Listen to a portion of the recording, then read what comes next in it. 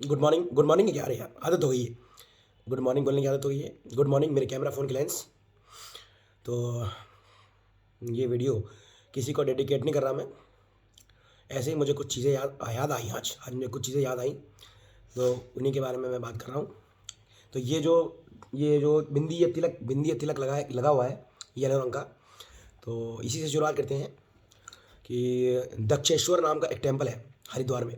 दक्षेश्वर दक्षेश्वर को अगर संधि विच्छेद करें तो उसका मतलब होता है दक्ष प्लस ईश्वर, मतलब दक्ष का ईश्वर दक्षेश्वर।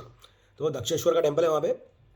उसमें मैं एक्चुअली जब हरिद्वार आया था, when I came to Haridwar city उत्तराखंडम, मुझे पता भी नहीं था कि यहाँ पे कोई दक्षेश्वर नाम का टेम्पल है या नहीं। मैं आया तो किसी और पर्पज से, किसी और टेम्पल में जाने के हिसाब से आया था, और मेरा काम नहीं हुआ। और क्या कहते हैं, उसके बाद फिर मैं हरिद्वार से देहरादून चला गया, देहरादून से ऋषिकेश चला गया, और ऋषिकेश से वापस हरिद्वार आना पड़ा मुझे। बट जो भी है कि जब मुझे पता पड़ा दक्षेश्वर टेम्पल के बारे में, तो मैं गया दक्षेश्वर टेम्पल। मुझे लगा कि हो सकता है कि वहाँ पे दक्ष नाम के इंसान की मूर्ति हो। तो मैंने कहा चेक करें कि उसका खोपड़ा इंसानों वाला है या फिर बकरे वाला, क्योंकि 2027 सॉरी जब मैं 27 साल का था, 2016 में, तब भांग में धुत होकर जब मैं इंटरनेट पर सर्फिंग कर रहा था, तब मैंने पहली बार कहानी पढ़ी थी कि है ना, शिव की पहली बीबी का नाम सती था, और क्या क्या हुआ था उस टाइम। तो क्या कहते हैं, तो मैंने यही सुना था कि उसमें है ना वीरभद्र को भेजा था। उसके बाद क्या कहते हैं, सबके खोपड़े क्या कहते हैं, वीरभद्र ने दक्ष प्रजापति उर्फ सती के बाप का खोपड़ा काट दिया था। उसके बाद फिर विष्णु भी आया कहीं से, फिर उसने वीरभद्र को मार दिया। उसके बाद क्या कहते हैं, उसके बाद क्या हुआ, उसके बाद फिर मतलब ये दो तीन इसमें दो तीन कहानियाँ सुन रखी मैंने। एक कहानी में तो ये लिखा था कि विष्णु आया, उसने विष्णु नहीं वीरभद्र ने पहले तो दक्ष प्रजापति का खोपड़ा काटा। उसके बाद वीरभद्र इतना ज़्यादा खूंखार हो गया था कि है ना, वो सारे के सारे देवी देवताओं को भी मारना चाह रहा था, और वो ऑब्वियसली मार ही दिया होगा, मुझे पता नहीं। बट जो भी है कि फिर है ना, क्या कहते हैं, विष्णु को बुलाया गया, जो मुझे पता नहीं, बट इतना मुझे पता है कि एंड में फिर है ना, क्या कहते हैं, खोपड़ा लगाया गया उसके ऊपर, बकरे का, प्रजापति के खोपड़े के ऊपर। और ये चीज़ मैं पहले भी डिस्कस कर चुका हूँ, क्योंकि जो शराबा अवतार नाम का, शराबा एंड नरसिंह अवतार, तो नरसिंह एंड शराबा अवतार जो था, उसकी जो स्टोरी है उसमें भी कुछ ऐसा ही है। क्योंकि जब नरसिम्हा नाम का लौंडा हिरण्यकश्यप नाम के लौंडे को मार देता है चीर फाड़ के, तो है ना, उसके बाद वो ज़्यादा उग्र हो जाता है। क्यों? क्योंकि हिरण्यकश्यप जो था, उसकी आत्मा बैठ जाती है नरसिंहा की खोपड़ी के ऊपर, तो और वो खूंखार हो जाता है, और फिर वो सबको मारने लगता है। उसके बाद फिर सब पूजा पाठ करते हैं किसी और भगवान की। तो फिर है ना, फिर शराबा अवतार हुआ, फिर शराबा अवतार और नरसिंह अवतार की लड़ाई हुई। फिर एक कहानी तो ये भी सुनी है कि प्रत्यंगिरा नाम की एक देवी भी थी, फिर उसने कॉम्प्रोमाइज़ करवाया था नरसिम्हा और शराबा के बीच में। तो इसी टाइप से जब है ना वीरभद्र ने प्रजापति का खोपड़ा काटा होगा, दक्ष प्रजापति का, तो हो सकता है कि दक्ष प्रजापति की आत्मा है ना, खुद के शरीर से निकल के वीरभद्र के खोपड़े पे आ गई हो, और फिर वीरभद्र ने सारे के सारे देवी देवताओं को मारने की धमकी दी हो। क्योंकि मैंने आर्टिकल पढ़े हुए हैं बहुत सारे। तो मैंने तो सुना है कि मेरे को तो कभी कभी ऐसा इंट्यूशन आता है कि है ना, वो जो एक कोई कुंड है, रूप कुंड या फिर कोई ना कोई कुंड है तिब्बत में, कैलाश मानसरोवर के आसपास, तो उसमें जितने भी नर कंकाल हैं वो सारे के सारे उस जमाने के जो देवी देवता रहे होंगे ना, उस जमाने के जो देवी देवता रहे होंगे, उन सब के कंकाल हैं, ऐसा मुझे इंट्यूशन आता है कभी कभी। ठीक है, तो क्या बोल रहा था मैं, तो सती के पति के बारे में मुझे उस टाइम पता पड़ा, क्योंकि पार्वती का जो पति था शिव, और जिसके दो लौंडे थे, क्या बोलते हैं, कार्तिकेय स्वामी एंड गणेश, उसके बारे में तो बचपन से जानता हूँ मैं, है ना। वो कार्तिकेय स्वामी के बारे में बाद में पता पड़ा, बट गणेश के बारे में तो बचपन से जानता हूँ मैं। बट क्या कहते हैं, ये सती के पति के बारे में पता नहीं था मुझे। सती के पति और वीरभद्र और इन सब के बारे में मुझे आइडिया नहीं था। तो 27 साल की उम्र में, और 27 साल की उम्र में मेरे को नंदी के बारे में पता पड़ा, गाय के पति के बारे में। क्योंकि क्या है ना, बचपन से लेकर 26-27 साल तक मैं क्या है ना, गाय के बारे में जानता था कि गाय दूध देती है, दूध काम आता है। तो हमेशा गाय के बारे में सुना। कभी गाय के पति, मतलब गाय को पैदा करने के लिए नर गाय की ज़रूरत होती है, मेल काऊ। मतलब अब वही है कि वो बहुत सारे, मैंने एक बार पता किया कहीं जाके कि है ना, गाय को प्रेग्नेंट कराने के लिए बैल मंगवाए जाते हैं। तो मतलब गाय के पतियों को जिगोला बना दिया है मतलब नंदी फाइलम जो होता है, मतलब नंदी फाइलम क्या होगा, गाय के पति जो होते हैं, मतलब मेल काउस को जिगोला बना दिया है। क्योंकि काम तो सिर्फ गाय से है। क्योंकि वैसे तो बैल प्रजाति भी काफ़ी यूज़ में आती थी, कि बैलों से है ना खेत जुतवाते थे, और बैलों की लड़ाई भी करवाते थे एंटरटेनमेंट के लिए। तो गाय नंदी फाइलम उर्फ गाय के पति इसके बारे में मुझे 27 साल बाद ही पता पड़ा। और थोड़े मतलब आज से 2-3 साल पहले, 4 साल पहले, जब मैं उत्तराखंड के ऋषिकेश एरिया में घूम रहा था, तब 2 लौंडे मेरे को ले गए थे एक पहाड़ के ऊपर। मतलब एक लौंडा था, उसके कोई गाँव था खंडा कहीं खाल करके।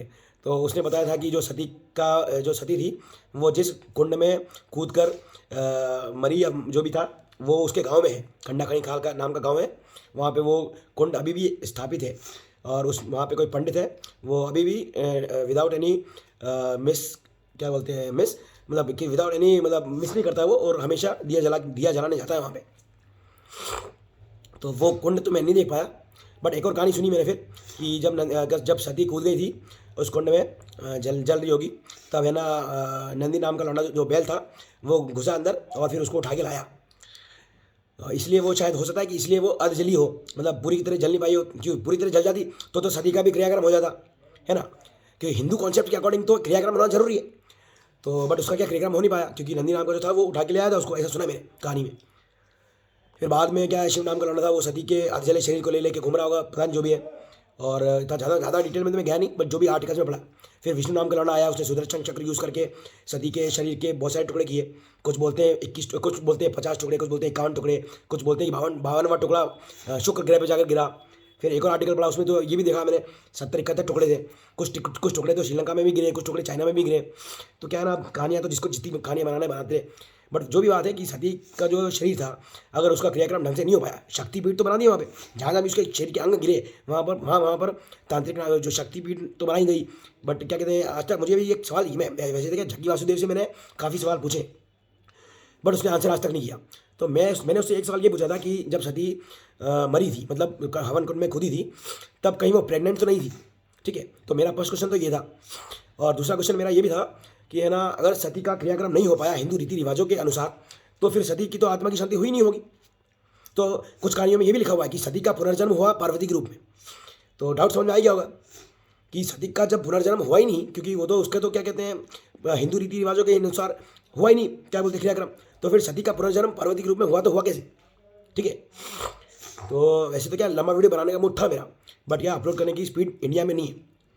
ये है गाजर, ये जो गाजर है, ये रैबिट इन इंग्लिश लैंग्वेज, शशह इन संस्कृत लैंग्वेज, एंड खरगोशम in I don't know which language. बड़ी मैंने एक बार क्या बचपन से मैं देख रहा हूँ कि है ना, रैबिट जो होते हैं ना, रैबिट और ये गाजर है, ये तो वैसे थोड़ा रेडिश पिंकिश गाजर है। बाकी जो ऑरेंजिश गाजर होती है ना, तो उसके साथ हमेशा रैबिट का फोटो वीडियो देखा है मैंने। और रैबिट मेरे को काफ़ी अच्छे लगते हैं। मेरे को बचपन में मेरे बाप के एक दोस्त ने रैबिट गिफ्ट किया था, तो उस रैबिट से तो मैं ज़्यादा बात नहीं करवाया, क्योंकि मैं उस टाइम छोटा था। और उस समय की बहुत सारी यादें, एक्सपीरियंस डिलीट हो चुके हैं मेरे।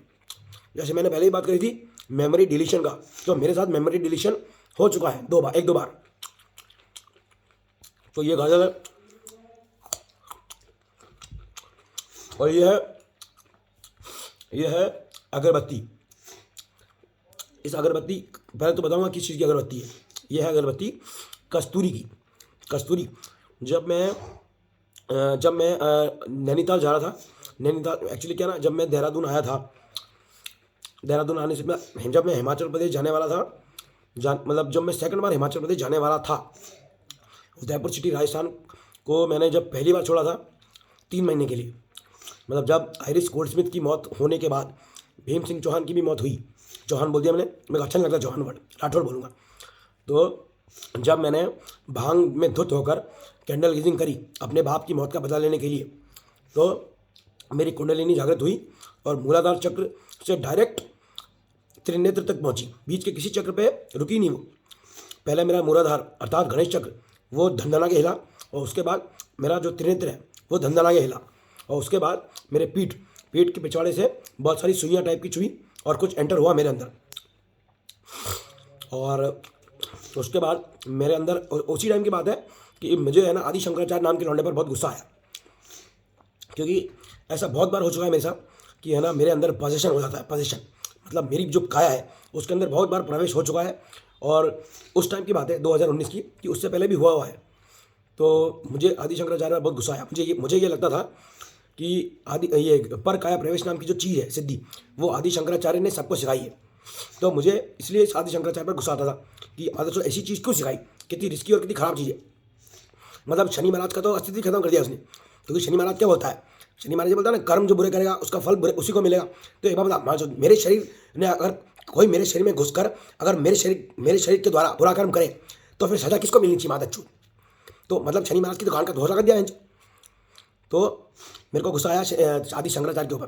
वो एक जो कलादी नाम का विलेज है जिसमें पैदा हुआ था आदि शंकराचार्य, उस पर मुझे काफ़ी गुस्सा आया।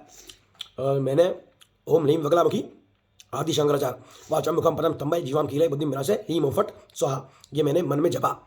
1-2 बार मैंने मंत्र जपा, उसके बाद मेरे अंदर किसी की आत्मा घुस गई और इतनी ज़्यादा एनर्जी आ गई और इतना ज़्यादा दिमाग चलने लगा कि मैंने twitter.com खोला और जेकब रोथस्चाइल्ड को, जो जेकब रोथस्चाइल्ड नाम का लौंडा है जो दुनिया का सबसे अमीर इंसान कहलाया जाता है according to social media post, तो उसको मैंने धमकी दी। मैंने कहा या तो अपनी बेटी को, या तो उसकी एक बेटी है, उसकी नहीं है, उसके भाई की बेटी है, उसका भाई जिसने सुसाइड कर ली उसकी एक बेटी है, उसका नाम है केट एमा रोथस्चाइल्ड। तो मैंने जेकब रोथस्चाइल्ड को ऐसी धमकी दी कि तेरी बेटी वो जो केट एमा रोथस्चाइल्ड है ना, उसका भी डाइवर्स हो चुका है, तो उसका डाइवर्स भी हो चुका है और उसके जिस पति से उसका डाइवर्स हुआ उसके साथ में उसके 3 बच्चे भी हैं, 2 लौंडे और 1 लौंडिया। तो मैंने जेकब रोथस्चाइल्ड को ये धमकी दी कि या तो तू अपनी बेटी के साथ $500 ट्रिलियन मेरे घर में भेज दे, या फिर तेरे बेटी की आत्मा भेज दे। और ये दोनों काम नहीं कर पाया, अगर इन दोनों में से कोई काम नहीं किए तो मैं तेरे खानदान के सारे इंसानों को मार दूंगा जान से। Once again I will repeat, मैंने ये मांगा उससे, मैंने कहा या तो तू तेरी बेटी के साथ $500 ट्रिलियन मेरे पास भेज दे, या फिर तू अपनी बेटी की आत्मा भेज दे, और नहीं तो मैं तेरे घर के सारे इंसानों को जान से मार दूंगा। और रही बात दुनिया के सबसे अमीर इंसान जेकब रोथस्चाइल्ड है कि नहीं, और मैं उस तक कहाँ पहुँचा, कैसे पहुँचा, तो अजीत वदकाइल नाम का एक लौंडा है जो ब्लॉग लिखता है, तो उसके ब्लॉग में पढ़ता था 2027 में जब मेरे बाप और मामा की मौत हुई, उससे 6 महीने पहले मैंने उसका ब्लॉग पढ़ना चालू किया था। तो जेकब रोथस्चाइल्ड के बारे में मुझे अजीत वदकाइल के ब्लॉग से पता पड़ा। तो गुस्सा तो मुझे उस पर था, बट इतना नहीं था कि मैं ऐसी धमकी दूँ, क्योंकि यार मेरी धमकियाँ तो मैंने बहुत लोगों को दी है, बट उसका कभी नुकसान नहीं हुआ किसी को। बट जब मैंने ये ट्विटर पे धमकी दी तो मुझे 6 महीने बाद ऐसा पता पड़ा कि मेरी धमकी देने के अगले दिन मतलब मोस्ट प्रोबेबली अगले दिन ही उसकी बेटी की मौत हो गई। मतलब जिस लौंडे की मैंने बात करी थी कि या तो उसके साथ में क्या कहते हैं पैसे भेज देना $500 ट्रिलियन, या फिर क्या कहते हैं नहीं तो मैं मार दूंगा, तो जो भी है, तो उसकी जो बेटी थी जिसकी क्या कहते हैं जिसका डाइवोर्स हो चुका था, वो तो नहीं मरी, बट उसकी एक और बेटी थी जो 16 साल की थी, आयरिस गोल्डस्मिथ, तो उसको वो एक्सीडेंट में मर गई। तो जो भी है, क्योंकि वैसे क्या है ना, ये जो चीज़ थी, क्योंकि मैं ऐसा हूँ नहीं, मैं इतना लालची नहीं हूँ, मुझे दुख भी हुआ जब मुझे पता पड़ा 6 महीने बाद कि है ना मेरे उस ट्वीट की वजह से नेक्स्ट डे उसकी बेटी मर गई थी एक्सीडेंट में, और मुझे तो पता भी नहीं था। तो मैं तो हिमाचल चला गया था थोड़े दिन बाद ही, क्योंकि क्या है ना जब ये कांड हुआ तब उसके बाद क्या कहते हैं मैंने इंटरनेशनल मीडिया में ज़्यादा ध्यान देता नहीं हूँ, मैं अपने काम से काम रखता हूँ। तो क्या कह रहा था मैं, कुछ तो कह रहा था, हाँ, तो ये जब हुआ ना काम, तो उसके बाद भीम सिंह राठौर नाम का जो लौंडा है जिसने मेरे बाप और माँ से वगलामुखी के हवन करवाए थे, है ना, 2 बार करवाए थे, तो उसकी भी मौत हो गई एक्सीडेंट में। तो उसके बाद मैं थोड़ा अनस्टेबल हो गया, हो सकता है कि उसकी आत्मा भी घुस गई हो मेरे अंदर। तो उसके बाद फिर मैं हिमाचल प्रदेश गया पहली बार, 3 महीने के लिए मैं रुका वहाँ पे हिमाचल प्रदेश। तो मैंने क्या बोलते हैं उसको, 1 मिनट रुको, हाँ, तो मैं क्या कह रहा हूँ, कभी कभी क्या बोलते बोलते भूल जाता हूँ मैं, इसलिए तो मैं ये बोला था कि मैं पहली बार जब मैंने राजस्थान अपना घर उदयपुर से राजस्थान में मेरा एक घर है, जिसका नाम मैंने पहले तो रखा, अच्छा मैं बोल रहा था जो राजस्थान में मेरा घर है वहाँ पे मैं रहता था, तो मैंने वो घर जब पहली बार छोड़ा था तो मैं हिमाचल प्रदेश गया था, और हिमाचल प्रदेश के कसौल एरिया गया था, Kasol area of Parvati valley, वहाँ पर मैं 3 महीने रुका था। वहाँ पर मैं कॉटेज भी बनवाने वाला था पार्वती नदी के जस्ट किनारे, बट क्या है जिसके घर में रुका, जिसके होटल में मैं रुका था, उससे मेरी डीलिंग सेट नहीं हो पाई, तो वो वाला कैंसिल हो गया। फिर मैं वापस राजस्थान चला गया, और जब मैं वापस राजस्थान गया तो कुछ ही दिन बाद लॉकडाउन लग गया, और लॉकडाउन में मेरा एक कांड भी हो गया था। मैंने एक कांड किया था लॉकडाउन में, मेरा पड़ोसी एक है एनेस्थीसिया स्पेशलिस्ट, आशीष नाहर जैन नाम है उसका, तो वो है एनेस्थीसिया स्पेशलिस्ट, एंड उसकी बीवी है गायनेकोलॉजिस्ट। तो क्या है ना, उसका जो घर है, उसके घर का जो क्या बोलते हैं, गृह प्रवेश की पूजा थी। तो उसके घर की जो गृह प्रवेश की पूजा थी हो रही थी, उससे कुछ दिन पहले मेरे बाप की मौत हुई थी।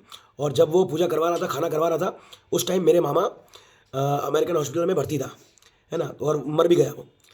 तो और उसके बाद क्या कहते हैं, मेरे बाप की एक भतीजी जो मेरे घर पे रहती थी और जिसकी वजह से मेरे मामा की मौत हुई, उसको उसी एनेस्थीसिया स्पेशलिस्ट के घर में किराए पे भी रही वो। तो एक तरीके से बिना जान पहचान किए भी उसने मुझसे दुश्मनी मोल ली।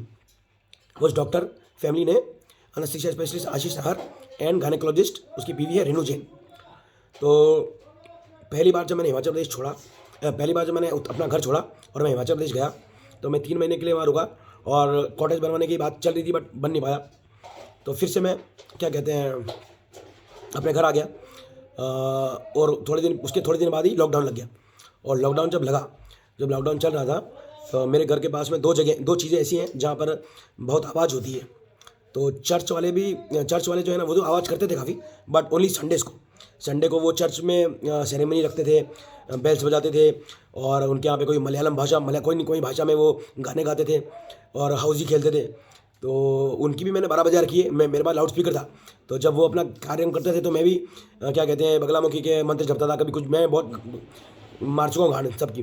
तो चर्च उस टाइम जब लॉकडाउन चल रहा था, तो चर्च वालों ने तो पूजा पाठ बंद कर दी थी, बट जो मंदिर वाले थे उन्होंने पूजा पाठ बंद नहीं करी थी। वो सुबह से लेकर शाम तक घंटियाँ बजती थी और मेरा खून खोता था इस चीज़ से। तो मैं वैसे तो क्या है, मैंने अपनी यूरिन एंड फीसिस, जो टट्टी होती है उसको इंग्लिश में फीसिस बोलते हैं, फीकल पैलेट्स। तो मैंने एक कंटेनर रख रखा था बहुत बड़ा, बायोगैस प्लांट बनाने के लिए। उसके काफ़ी यूजेस थे, है ना। उसका मैंने बायोगैस प्लांट बनाने के लिए एक बड़ा सा कंटेनर रख रखा था, जार। उसमें मैं अपना यूरिन एंड अपनी फीसेस स्टोर करता था। और उसका जो एग्जॉस्ट था वो मैंने एनेस्थीसिया स्पेशलिस्ट जो है आशीष नाहर, उसके घर के किचन के विंडो के उधर कर दिया था। जो डॉक्टर है उसकी जो किचन है, उसकी जो खिड़की है, वो मेरे घर के जस्ट पास में ही थी। तो मैंने अपने उस बायोगैस प्लांट का एग्जॉस्ट उसकी किचन की क्या कहते हैं किचन की खिड़की के सामने रख दिया। तो मैं उसको ऑब्वियसली परेशान करने के लिए, क्योंकि क्या है ना, वैसे तो गुस्सा बहुत आता है, बट निकाल नहीं सकते, है ना। तो ये मैंने किया। उसके बाद फिर क्या कहते हैं, ऐसे ही मेरे को एक दिन गुस्सा आया, मतलब जब फिर से मेरे ऊपर पोजेशन हुआ एक बार। और जब मुझे गुस्सा आ रहा था, तो मैंने सबसे पहले तो मेरे पास कुछ रामदेव यादव की पतंजलि फार्मेसी की क्या कहते हैं कुछ मेदावाटी पड़ी थी। तो मैंने अपने यूरिन के अंदर सारी मेदावाटी मिलाई और मैं निकला घर से बाहर। जैसे ही मैं निकला, चर्च सामने था, तो मेरा मन तो क्या चर्च की तरफ फेंक दूँ, बट पता नहीं क्या हुआ। फिर मैं मुड़ा और फिर मैंने वो पीपल के पेड़, मेरे घर के पास में पीपल का पेड़ भी है, तो पीपल के जो मेरे मंदिर का पिछवाड़ा और पीपल का पेड़, उसकी तरफ मैंने फेंक दिया वो। फिर मैं अंदर आ गया। फिर कुछ दिन बाद, 1-2 दिन बाद, मैंने वापस वो मिक्सचर, यूरिन एंड फीसिस का मिक्सचर क्या कहते हैं मंदिर के खोपड़े की तरफ फेंका। मंदिर का जो खोपड़ा था, मंदिर की मेन बिल्डिंग की तरफ फेंका। उसके फिर 2-3 दिन बाद मैंने क्या कहते हैं वही मिक्सचर यूरिन एंड फीसिस का मंदिर के मेन गेट की तरफ फेंका। मंदिर का वहाँ पे जो मंदिर है, उस मंदिर के मेन गेट के बाहर नंदी जो था, नंदी बंदी जो किसी को बोलते हैं बुल, तो वहाँ पे क्या है ना, मंदिर के बाहर बैठा रखा उसको। तो मैंने मेन गेट की तरफ फेंका। और उसके बाद की बात बता रहा हूँ मैं, कि जब मैंने वो फेंका, उसके बाद जितने भी वहाँ के आस्तिक लोग थे, आस्थावान आस्तिक लोग, जिन्होंने वो मंदिर बनवाया, जिन्होंने उस मंदिर को बनाने के लिए दान पुण्य किया, या फिर जो भी कुछ उस मंदिर को चला रहे थे, वो लोग बहुत सारे आए। उन लोगों ने बहुत सारे फोटो खींचे, बहुत सारे वीडियो बनाए, और फिर है ना क्या कहते हैं पुलिस को बुलाया, एडमिनिस्ट्रेशन को बताया, बट किसी ने वो गंदगी साफ करने की कोशिश नहीं करी। ये बात मेरे को क्या कहते हैं इस पॉइंट को मैंने काफ़ी बार उठाया, बट इंसान नहीं मिले ऐसे जिनके ऊपर मैं उठा सका, जिनसे मैं बता सकता या फिर जो कुछ कर सकते। मैंने कहा अगर तुम इतने ही आस्तिक थे कि अगर मैंने तुम्हारे पूजनीय स्थल को मैंने दूषित किया, तो अगर कोई बहुत ज़्यादा भगवान से प्रिय इंसान होता ना, तो वो तो सब कुछ छोड़कर पहले सफाई करता है। और वो लोग जो थे, जिन्होंने वो मंदिर बनवाया, जिन्होंने उस मंदिर को बनवाने में पैसे दिए, या फिर जिन्होंने उस मंदिर की रखरखाव करी, जो पूजा पाठ करने की एक्टिंग करते हैं, वो सब लोग तमाशा देख रहे थे। वो फोटो खींच रहे थे, वीडियो बना रहे थे और भेज रहे थे, इधर उधर सर्कुलेट कर रहे थे। पुलिस वालों को बुलाया उन्होंने, और क्या कहते हैं मेरे घर पर हमला हुआ। ठीक है, आज भी अगर facebook.com मेरे को वो वीडियो दे दे, तो साफ साफ दिखेगा कि क्या बोलते हैं उदयपुर से राजस्थान का superintendent of police Kailash Chandra Bishnoi, वो भी क्या कहते हैं उसने अपना फेस मास्क हटा के फेंका और दोनों हाथों से मेरे घर का गेट तोड़ने की कोशिश कर रहा था, बट वो तोड़ नहीं पाया। तो वो आस्थावान लोग थी, उनकी ऐसी आस्था थी उनकी कि भगवान ज़्यादा इंपॉर्टेंट नहीं था उनको, भगवान का मंदिर ज़्यादा इंपॉर्टेंट नहीं था, या फिर भगवान का मंदिर दूषित हो गया, वो भी इंपॉर्टेंट नहीं था। उनको इंपॉर्टेंट ये था कि जिसने जिसने वो कांड किया उसको सजा मिलनी चाहिए, मतलब भगवान जाए तेल लगवाने। तो जो भी है, मैं तो ये बोल रहा था कि ये जो चीज़ें थी ना, ये इसलिए बता रहा हूँ मैं क्योंकि क्या है, लॉकडाउन की बात है, लॉकडाउन की बात है। और लॉकडाउन में वैसे सारी की सारी जो है ना, लॉकडाउन में जब नरेंद्र मोदी ने लॉकडाउन लगाया तो बहुत सारी फ्रीडम होती है ना, जो क्या बोलते हैं, एक आर्टिकल भी है, article 21, right to life and liberty. तो right to life and liberty की माँ का भौसला किया था उसने, ठीक है। और उसके बाद क्या हुआ ना, जितने भी एडमिनिस्ट्रेटिव और पुलिस वाले हेड थे, या फिर जो भी अमीर इंसान या बड़े लोग थे पहुंच वाले, उन लोगों को ज़्यादा तकलीफ नहीं हुई। क्योंकि मैंने पढ़ा है, मैंने अखबार में भी, मम्मी ने मेरे को पढ़ के बताया कि है ना, जिन लोगों को घूमने फिरने के लिए पासेस की ज़रूरत होती है वो डायरेक्ट डिस्ट्रिक्ट मजिस्ट्रेट या फिर कलेक्टर के पास जाए और पास बनवा ले और घूम फिर सकता है। तो इतना था कि है ना, जो पैसे वाले अमीर और जान पहचान जिनकी थी, उनकी freedom of right to life and liberty क्या कहते हैं, खतरे में नहीं पड़ी, बट जनरल पब्लिक की बहुत ज़्यादा पड़ी। तो उस समय की बात है कि मैंने उस समय एक बार मेरी बाइक जब्त कर ली थी एक ठुल्ले ने, राकेश कुमार नाम के, और मेरे को चालान भी नहीं दिया उसने। तो उसके बाद मेरा दिमाग ख़राब हुआ और फिर मैंने पहले तो राकेश कुमार का ही वाचा मुखम बना स्तंभ किया 1 घंटे तक। उसके बाद फिर मैंने twitter.com खोला और मैंने कैलाश चंद्र बिश्नोई जो उस टाइम का एसपी था, एंड आनंदी जो उस टाइम की कलेक्टर थी, मैंने उन दोनों को टैग करके ये लिखा कि मैंने पहले तो कैलाश चंद्र बिश्नोई करेगा सुसाइड, नहीं, पहले तो कैलाश चंद्र बिश्नोई की होगी अकाल मौत, और उसके बाद आनंदी नाम की कलेक्टर कर लेगी सुसाइड। पहले तो ये ट्वीट लिखा मैंने, और उसके बाद मैंने कुछ दिन बाद मैंने एक और ट्वीट लिखा कि मैंने कहा ये मैंने भविष्यवाणी थी, भविष्यवाणी फन 1.0। मैंने कहा, फिर मैंने अशोक गहलोत को टैग करके एक और भविष्यवाणी करी कि मैंने कहा भविष्यवाणी 1.0 तो लिख दी मैंने, भविष्यवाणी 2.0 लिखूँ क्या?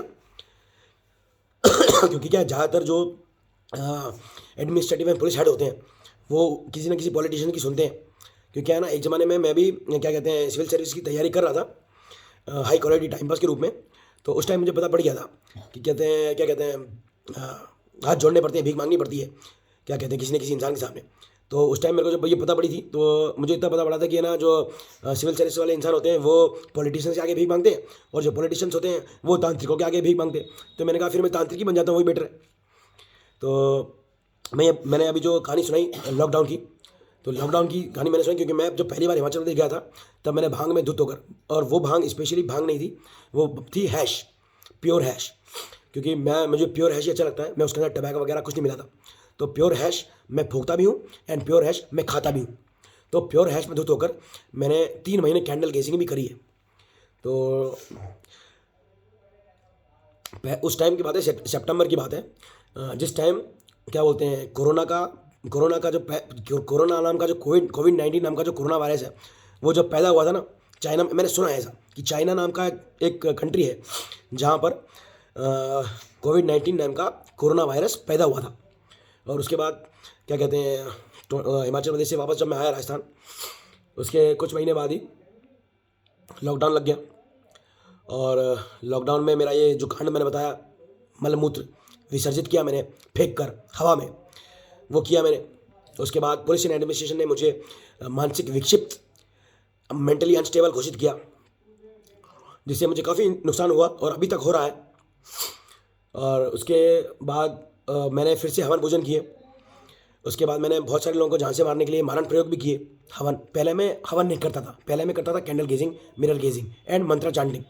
बट जब मुझे मानसिक विक्षिप्त एवं पागल घोषित किया, उसके बाद मैंने हवन भी करना चालू किए, मारण प्रयोग।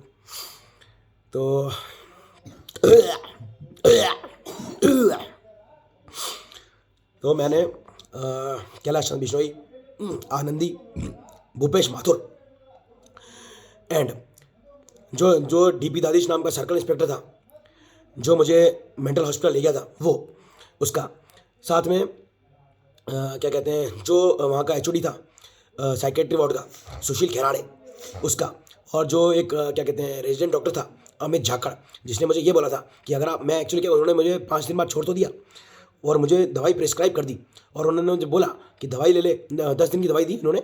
तो 10 दिन से पहले ही मैं चौथे 5वें दिन वापस गया मैं, और मैंने उसको ये बोला कि ये जो दवाइयाँ तुमने दी है ना, ये मेरे को सूट नहीं कर रही है, क्योंकि क्या है, मैं नींद में चलने लगता हूँ कभी कभी, है ना। तो मैंने उसको ये बोला कि दी दवाइयाँ सही नहीं है, कुछ सही दवाई हो तो दो। तो उसने मुझे एक डायलॉग बोला कि ना, अगर तुम 10 दिन खा लेते ना ये, तो तुम्हारा काम ही सारा काम हो जाता, मतलब कि अगर मैं 10 दिन खा लेता तो मैं मर ही जाता, तो क्या है, मेरा काम हो ही जाता। सही बात है कि काम तो मेरा हो जाएगा भाई, उसके हिसाब से ये है ना, मर जाने से मैं अगर मर जाऊँगा तो मैं अपना काम कर ही लूँगा, क्योंकि ये बात तो सच है कि जीते जी इंसान वो काम नहीं कर सकता जो मरने के बाद करता है, ठीक है। बट ये है कि डॉक्टर जो होते हैं ना, उनको खुल के बात करनी चाहिए। ये अगर डॉक्टर का काम कर ले, पुलिस वालों का काम कर लें, पॉलिटिशियंस का काम कर लें, तो फिर जिंदा रहे ना, वो मर थोड़ी ना जाए, है कि नहीं। वो अपना काम नहीं करते ना, कोई भी इंसान अपना काम नहीं कर रहा है ना। डॉक्टर लोग होते हैं, वो चाहते हैं कि जब तक उनके आगे हाथ पैर ना फैलाए, ना हाथ जोड़े, भीख ना मांगे, तब तक उनको मज़ा नहीं आता है हेल्प करने में। जबकि हेल्प करना नहीं उनकी ड्यूटी होती है। वो डॉक्टरों की ड्यूटी यही होती है ना कि कब कोई मरी जाए तो उसकी तकलीफ दूर करें, हैं। तो जो भी है, तो सेकंड लॉकडाउन जो लॉकडाउन के बाद जब मुझे मानसिक विक्षिप्त घोषित कर दिया, उसके बाद 2021 में मैंने हवन किए। 2021 में जून महीने में 2021 के जून महीने में, जब वीरभद्र सिंह नाम का कोई चीफ मिनिस्टर है हिमाचल प्रदेश में, 30 साल तक वीरभद्र सिंह नाम के एक इंसान ने चीफ मिनिस्टर की गद्दी मतलब पर बैठा वो। तो जब जून 2021 में जब मैंने हवन किए मारण प्रयोग, तभी वीरभद्र सिंह नाम के पॉलिटिशियन की मौत हुई। और उसके बाद फिर क्या कहते हैं, मैंने वापस और भी बहुत सारे मैंने फिर कैंडल गेजिंग भी चालू करी। मैंने 3-4 महीने दिन में 2-2 घंटे 3-3 घंटे कैंडल गेजिंग मिरर गेजिंग भी करी। उसके बाद फिर 2022 में मैंने कुछ लोगों का पर्सनलाइज्ड मारण भी किया। मैंने अपने आस पड़ोस के लोगों का भी मारण प्रयोग किया, अपने नेबर्स का। और उसके बाद फिर मेरी क्या कहते हैं, लड़ाई झगड़े होने चालू हो गए। मेरे ऊपर पत्थरबाजी भी हुई, मतलब लोगों ने मेरे से हाथापाई भी करी, मेरे ऊपर पत्थरबाजी भी करी, पुलिस की धमकी भी दी, गुंडों की धमकी भी दी और पुलिस की धमकी भी दी। और पुलिस वाले भी मेरे घर पे आए और क्या कहते हैं, मुझको डराने की कोशिश कर रहे थे। तो उस टाइम मैंने अपना घर छोड़ने का फैसला लिया। मैंने कहा कि इनको तो बाद में देख लेंगे। तो मैं उस टाइम दूसरी बार अपना घर छोड़ा मैंने। तो पहली बार जब मैंने अपना घर छोड़ा था तब 3 महीने के लिए छोड़ा था, और दूसरी बार जब मैं अपना घर छोड़ा तो वो 3.5 पौने 4 साल के लिए खाली पड़ा रहा। पौने 4 साल लगे उसमें, जब मैं तीसरी बार घर आया वापस। दूसरी बार जब मैंने घर छोड़ा तो मैं जाने वाला तो हिमाचल प्रदेश था, बट मैं पहुंच गया उत्तराखंड।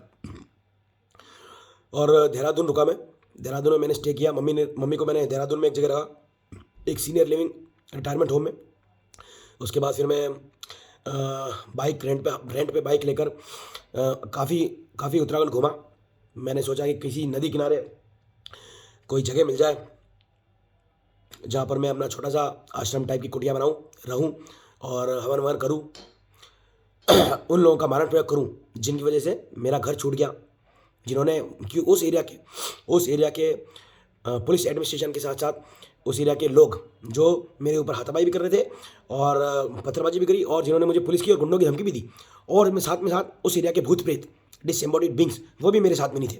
तो मैं तो क्या, वैसे तो क्या ना, मेरा बस चले तो उदयपुर से राजस्थान के ऊपर न्यूक्लियर बम फोड़ दूँ मैं और सबको मार दूँ। बट अभी उस टाइम मेरी उतनी औकात नहीं थी, अभी भी नहीं है वैसे। वो तो क्या ना, जिस दिन मैं पोजेशन उस पर काया प्रवेश सीख लूँगा ना, उस दिन फिर मैं वर्ल्ड वॉर करा दूँगा, और इसकी भयानक वर्ल्ड वॉर कराऊँगा कि धरती ग्रह मंगल ग्रह बना सकता हूँ मैं। तो मैं क्या कह रहा था, हाँ, तो मैं बाइक पे 3 महीने घूमा उत्तराखंड।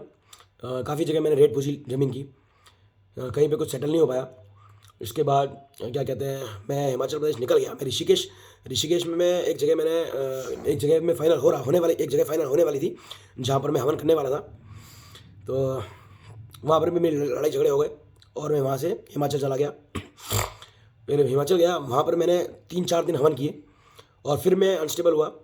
उसके बाद फिर मैं वापस देहरादून गया, अपनी मम्मी को लिया और मैं नैनीताल की तरफ निकला।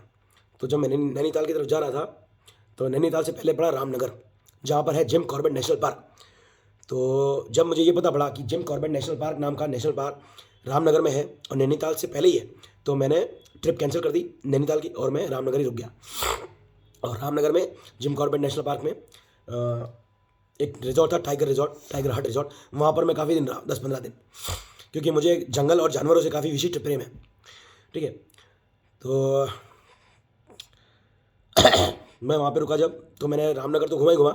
उसके बाद रामनगर से बाइक रेंट पे ली और नैनीताल तो गया नहीं मैं आज तक। रामनगर से मैंने बाइक रेंट पे लेकर मैं रानीखेत चिलियानौला एंड क्या कहते हैं कौसानी, अल्मोड़ा, वो सब घूम के आया। तो जब मैं रामनगर में था तब मुझे है ना, ये क्या कहते हैं, ये अगरबत्ती जो है, जिस चीज़ की अगरबत्ती है उसके बारे में पता पड़ा। ये अगरबत्ती है कस्तूरी नाम की चीज़ की। जो कस्तूरी किसी न किसी हिरण की नाभि में होती है। नाभि मतलब वही नाभि जिस पर तीर मारकर, मतलब जो रावण की जो नाभि थी, मैंने एक कहानी सुनी है कि रावण की नाभि पर तीर मारा और वो गांठ खुल गई और रावण मर गया। क्योंकि ये जो बात थी ना, ये किसी चूतिए ने, उसके भाई ने बताई होगी कि है ना, उसको अगर रावण को अगर मारना है तो उसकी नाभि पे वार करो। तो वही नाभि की बात कर रहा हूँ मैं, जो नाभि हिरण की, वो नाभि, हिरण की नाभि के अंदर ही उसकी कस्तूरी होती है, जो क्या कहते हैं, जिसकी खुशबू के लिए वो भटकता रहता है, बट वो कभी ध्यान नहीं देता कि वो खुशबू उसी की नाभि से निकल रही है।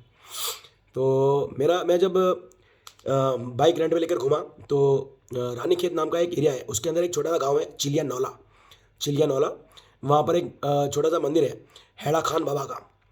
और हैड़ा खान बाबा उसका नाम कैसे पड़ा, क्योंकि वो वहाँ पे एक जगह है, कुमाऊँ कुमाऊँ क्षेत्र में एक जगह है, हरिट खंड। हरिट खंड नाम की जगह है जहाँ पर हरड़ की खेती होती है। हरड़ नाम की एक हर्ब होती है, हरड़। तो हरड़ हरड़ नाम की जो हर्ब होती है उसकी खेती होती है हरिट खंड में। तो वो आदमी वहाँ पैदा हुआ होगा और बाबा बन गया। तो हरिट खंड वाले बाबा को हैड़ा खान बाबा बना दिया उन लोगों ने, जो भी हैं। वहाँ पर एक चमड़ खान भी है, चमड़ खान, चमड़ा उधेड़ने वाला खान, चमड़ खान, एक चमड़ खान भी है वहाँ पे। तो वहाँ पे बहुत सारे खान हैं, बहुत सारे खंडों को खान में कन्वर्ट कर लिया उन्होंने। तो मैं क्या कहते हैं, रामनगर में 10-15 दिन रुकने के बाद मैं हैड़ा खान बाबा वाले मंदिर के पास चिलियानौला में भी रुका हुआ हूँ 1-1.5 महीने। तो ये कस्तूरी जो है, ये इसके मेरे को क्वेश्चन, इसके मैं क्वेश्चन बहुत पूछता हूँ कि मैं क्या थोड़ी क्यूरियोसिटी रहती है। तो मैं ये जब मैंने देखा कि रामदेव यादव की जो पतंजलि फार्मेसी उर्फ पतंजलि योगपीठ को जो भी इनका है, जब ये सामान बेचते हैं लोग, तो मैं ये वो ज़्यादा, मैं हर एक हिरण के बाद जाकर चेक करते हो क्या कि कौन सी वाली हिरण के अंदर, कौन सी वाली हिरण की नाभि में कस्तूरी है या नहीं। क्योंकि क्या है ना, ये अलाउड होना चाहिए क्या, कि मतलब अगर कस्तूरी हिरण वाली कस्तूरी से अगर तुमने ये अगरबत्ती बनाई है, तो एक बार बताओ कि किसी भी हिरण, हर एक हिरण के बाद जाकर उसकी नाभि चेक करना और वहाँ से कस्तूरी निकालना, ये अलाउड है क्या इंडिया में? ठीक है, ये एक प्रश्न था मेरा, बट ये मैंने किसी से पूछा नहीं। तो बस ये जो है ना अगरबत्ती, और इस अगरबत्ती की जो कस्तूरी जो खुशबू अच्छी लगती है मुझे, उसी के चक्कर में मैंने हरेट खंड और हैरा खान को, हैरा खान के बारे में बताया। और हैरा खान के बारे में इसलिए बताया क्योंकि वहाँ मैं पहुँचा। वहाँ मैं कैसे पहुँचा, रामनगर से। और रामनगर कैसे पहुँचा, अपनी मम्मी को क्या कहते हैं, देहरादून से लेके जा रहा था मैं। और देहरादून से लेकर कब क्यों गया, क्योंकि उससे पहले हिमाचल प्रदेश गया था और वहाँ पर सेट नहीं हो पाया मैं। तो रानी खेत का वो हरिट खंड वाला बाबा, वहाँ से फिर मैं गया वापस हिमाचल प्रदेश, जहाँ पर हिमाचल प्रदेश में मैं हवन कर रहा था। और जहाँ से जिस जगह को छोड़कर मैं देहरादून गया और मैंने अपनी मम्मी को लिया और मैं रामनगर गया। रामनगर से मैं रानी खेत में रहा 1.5 महीने। तो 1.5 महीने बाद मैं वापस उसी जगह पे पहुँच गया। तो काफ़ी चीज़ तो मैंने बता दी। वीडियो हो चुका है 33 मिनट्स का। अब ये बहन का पता नहीं कितने टाइम में ये अपलोड होगा भोसड़ी का लंड।